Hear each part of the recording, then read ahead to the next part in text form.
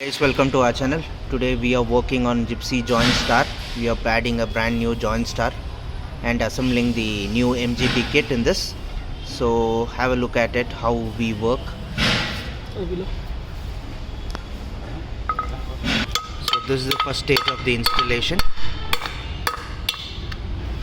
So this is the JointStar from MGP, and this is the genuine part which we are installing into the machine. So you can just check how we are installing it.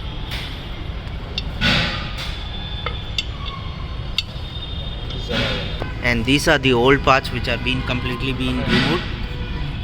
So you can just have a look at it. Almost these are completely worn out. What? So you can just have a look at it.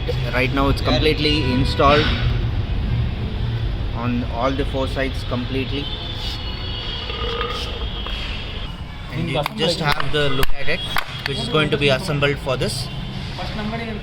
So right now you can just have a look at the kingpins have been installed to the popular shaft completely, and it's perfectly in ready condition.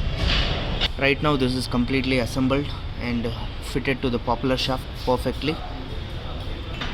And also this vehicle is come for a differential work. All new parts have been fitted into the differential.